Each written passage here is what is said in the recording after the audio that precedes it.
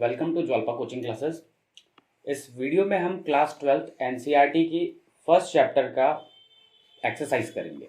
ठीक है, तो चलिए एक एक करके क्वेश्चंस डिस्कस करते हैं।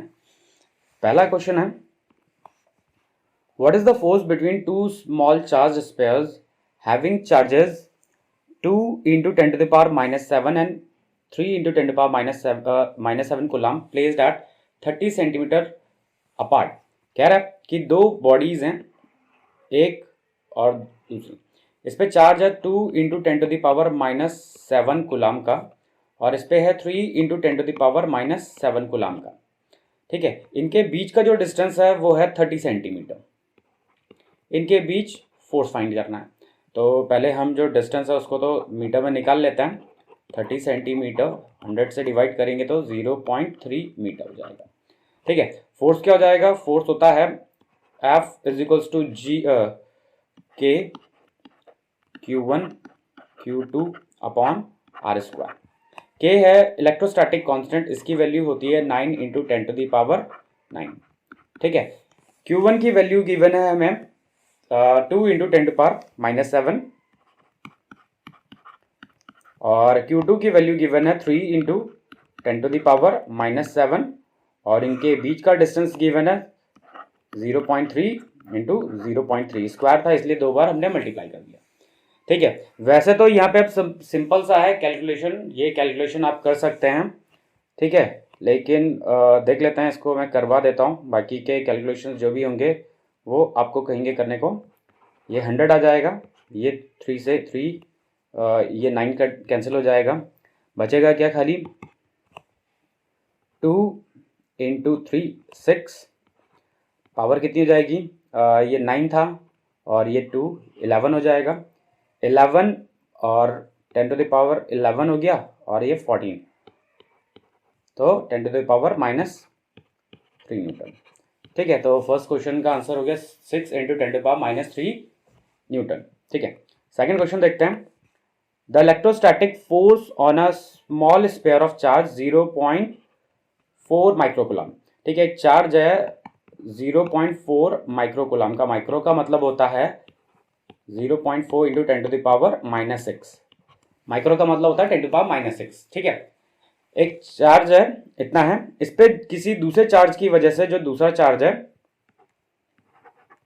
वो है 0.8 माइक्रोकूलम। ये क्या हो जाएगा? 0.8 इंटू 10 टू द पावर -6।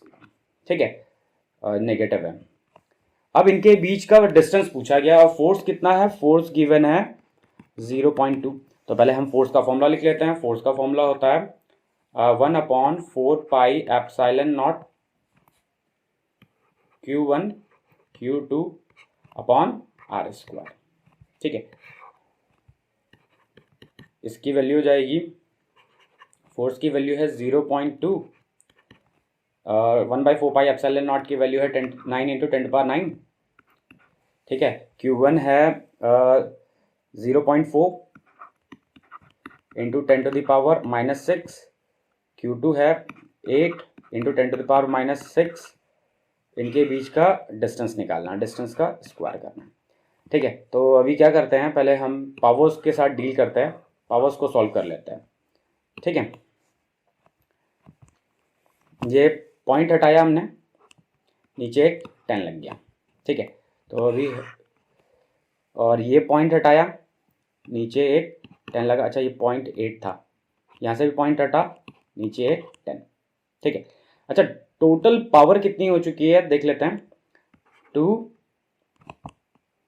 अच्छा, पहले सारे टर्म्स को दूसरी साइड मल्टीप्लाई कर देते हैं। एक साइड डी स्क्वायर को लिख लेते हैं और बाकी सारे टर्म्स को दूसरी साइड मल्टीप्लाई करते हैं। तो 9 इंटू 10 टू द पावर 9 और ये हो गया 4, ये हो गया 8 इंटू 10 टू द पावर -6 -12 हो गया। अच्छा, अपॉन में 100 ये है, 100 सॉरी एक 10 ये है, एक 10 ये है। अच्छा, एक यहाँ से भी 10 आया था। ठीक है, अब क्या करना है अब हमें? अच्छा, ये 2 भी तो था, 2 भी जाएगा नीचे। ठीक है, अब क्या करते हैं, अब हम इसका दोनों साइड में स्क्वायर रूट ले लेते हैं। ठीक है, पूरा मल्टीप्लाई करने से अच्छा मैंने स्क्वायर रूट निकालना ही ज़्यादा प्रेफर किया। क्यों? क्योंकि मुझे यहाँ पे सारे टर्म्स दिख रहे थे, यहाँ पे लिख भी देते हैं, टेकिंग स्क्वायर रूट, ठीक है, टेकिंग स्क्वायर रूट, ठीक है। अच्छा, ये जो 9 है इसका कितना हो जाएगा? 3। अच्छा, ये 10 टू द पावर 9 था और एक 10, तो टोटल 10 टू द पावर 10 हो जाएगा। इसका स्क्वायर रूट कितना आ जाएगा? 10 टू द पावर 5, ठीक है। 10 टू द पावर -12 का कितना आ जाएगा? 10 टू द पावर -6। अच्छा, इस 4 का और ये 4 का एक बाहर आ जाएगा 4, और ये जो 10 है और इस 10 का स्क्वायर रूट से बाहर आ जाएगा एक 10, ठीक है।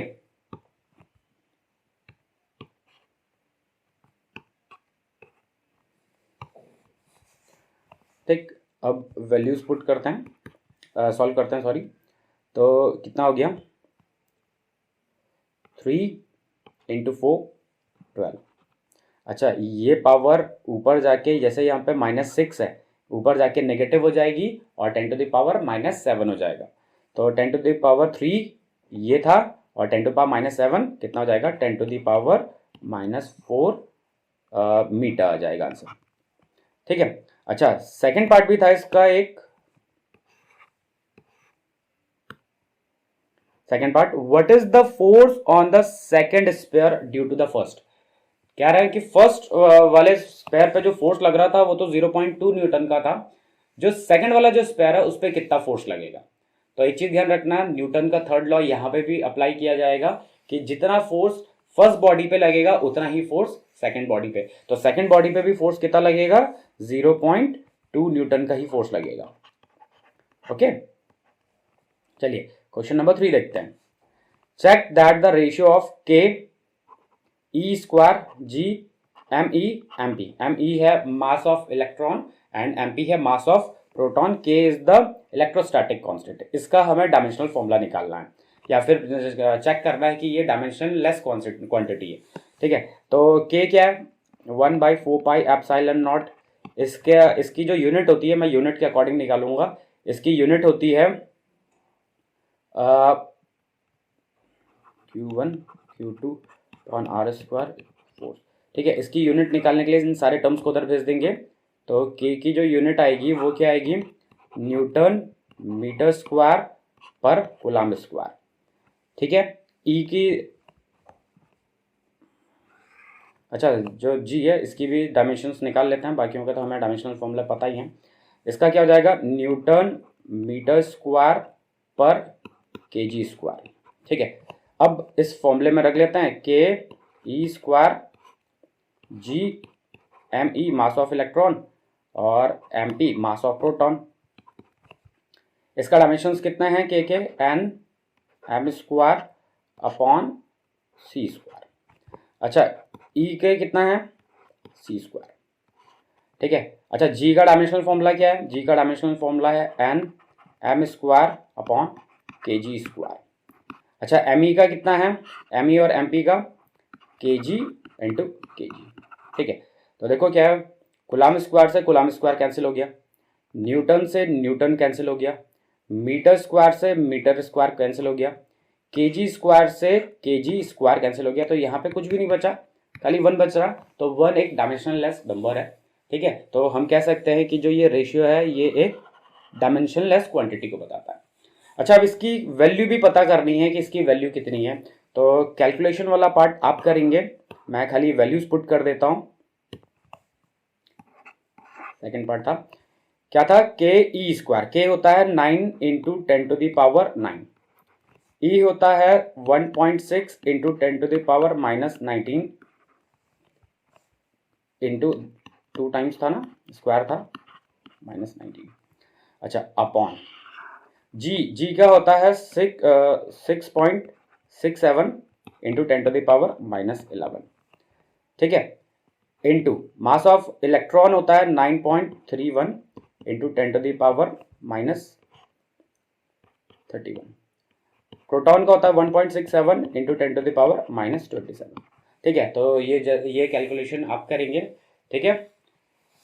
चलिए नेक्स्ट क्वेश्चन है, explain the meaning of the statement electric charge of a body is quantized.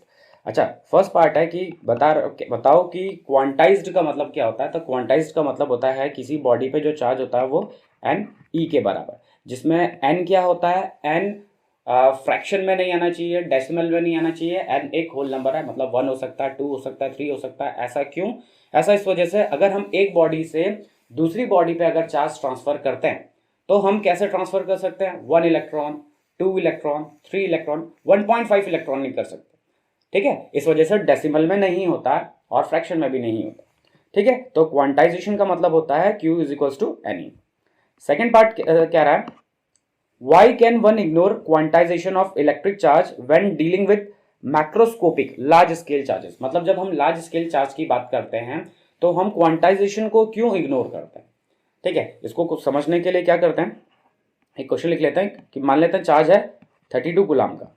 ठीक है, तो Q is equals to N E. ठीक है, E की वैल्यू निकालेंगे तो क्या आएगा, और सॉरी N की वैल्यू निकालेंगे तो क्या आएगा, Q अपॉन E। Q कितना है 32, E कितना है 1.6 इंटू 10⁻⁻19। ठीक है, 10⁻⁻19 को ऊपर लिख लेते हैं, प्लस में हो जाएगा,